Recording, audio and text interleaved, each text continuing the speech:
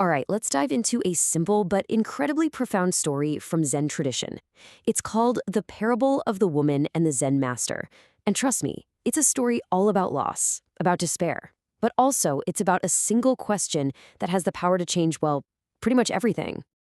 I can't go on living. Now I have nothing. Wow. I mean, just imagine hearing those words. This is a woman standing at the edge of a river, completely ready to end her life. Her entire world had just crumbled, and in her mind, there was absolutely nothing left. Okay, so here we have this moment of pure despair, but just as she's about to jump, a Zen master, his name is Fo Yin, he sees her. He runs over, pulls her back from the brink, saving her at the very last second. And what he does next, well, it's probably not what you'd expect. So the master asks her, what's wrong? And she tells him her story, and it's just one tragedy after another. See, she used to have this wonderful family, a loving husband, a son, but then the unthinkable happened. Her son got sick and passed away. And just as she's dealing with that immense grief, her husband, he blames her. He actually blames her for their son's death and divorces her. Can you even imagine? In what felt like a blink of an eye, her entire world was just gone, erased. Now, what would most of us do in that situation, right? We'd probably offer some words of comfort, it's going to be okay, try to think positively. But this wasn't just anybody. This was a Zen master. And he knew that those simple platitudes, they weren't going to touch the kind of pain she was in. So instead of trying to give her an answer, he did something else. He asked a question. And this, right here, is the turning point in the whole story.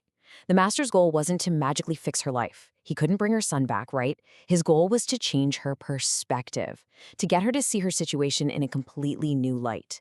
And he was about to do it with just one single, simple question. This is where his logic is it's brilliant. He asks her, "How long were you married?" And she says 3 years. So he follows up, "Okay, so what was your life like before that? 3 years ago?" And she has to stop and think for a second. Well, 3 years ago, I was single. I didn't have a son. I was just living my life. Think about that. Externally, her circumstances then and now are exactly the same. And that's when the Zen master brings it all home. He just looks at her and says, "So, you're just back to how you were 3 years ago. You were able to live then, so why can't you live now?" And that question just stops her dead in her tracks. I mean, think about it. If, on the outside, nothing had really changed, where was all this pain actually coming from? And that's the big aha moment, isn't it?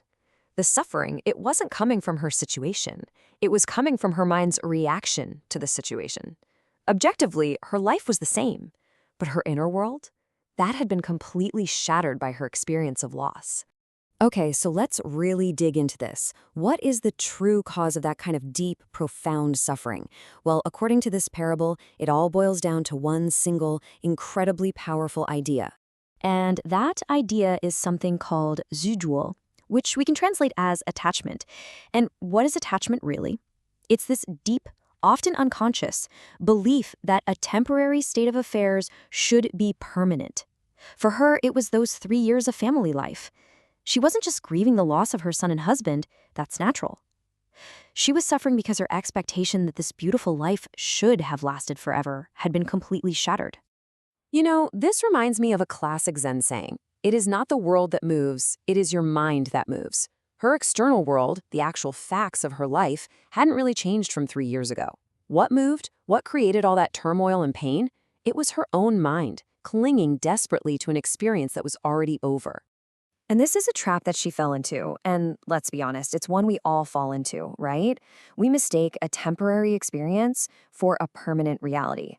We get that great job, we find that amazing relationship, we feel healthy and strong, and without even realizing it, our mind just creates this assumption that this is how things are now, that this is how they're supposed to be forever. So this brings us to a really fundamental law of life, a law that governs, well, everything. And it's not a sad or pessimistic law, not at all. It's just a realistic one. And that's the law of impermanence. In this way of thinking, everything comes into being and passes away because of something called yin yuan, or causes and conditions. The best way to think about it is like a plant, right? When all the conditions are just right, the soil, the water, the sunlight, the plant grows and thrives.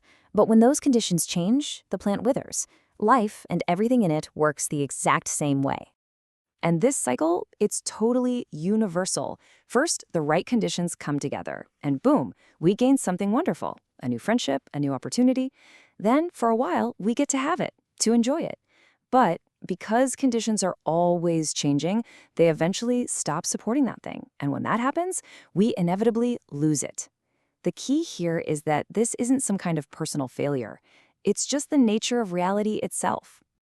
Okay, so this is the absolute key takeaway. The pain isn't really the loss itself. Loss brings grief, and grief is a totally natural human thing. The real suffering, the deep, agonizing kind, comes from us fighting against this natural cycle. It comes from our inner demand that life should bend to our will, that it should follow our expectations instead of its own unchangeable laws. So, if this is how things really are, the big question is, how do we live with it? Well, the answer lies in learning the art of letting go. And listen, this doesn't mean letting go of the people or things we love. It means letting go of our unrealistic expectations about them. You can almost see the battle happening inside us, can't you? On one side, you have our mind, our ego, saying, this needs to last forever. Life has to go the way I want it to. And on the other side, you have the simple truth of reality, which is everything is temporary and life is going to do its own thing. All of our suffering, it lives right in that gap between what we want and what is. So the path to finding some peace is really about alignment. It's about giving up the fight to control things we can't possibly control. It's about consciously letting go of that expectation that things should be permanent. What if, instead, we viewed the good things in our lives as temporary blessings, as gifts that we get to enjoy for a while? And then, when they go, we can see it for what it is, just the natural end of those conditions, the end of that cycle. And that's really the promise of understanding all this. Look, it's not about never feeling sad or never grieving a loss. Of course you will, but you won't collapse. You build this incredible resilience because your foundation is solid. It's based on reality, not on some fragile hope that was never going to last anyway. You get that you're simply returning to a state that existed before, and you survived that state just fine. Which really leaves us with one last vital question to think about. This whole story makes it crystal clear that we can't control what comes into our lives or when it leaves. So, if we can't control what happens to us, what is the one thing we actually, truly have the power to change?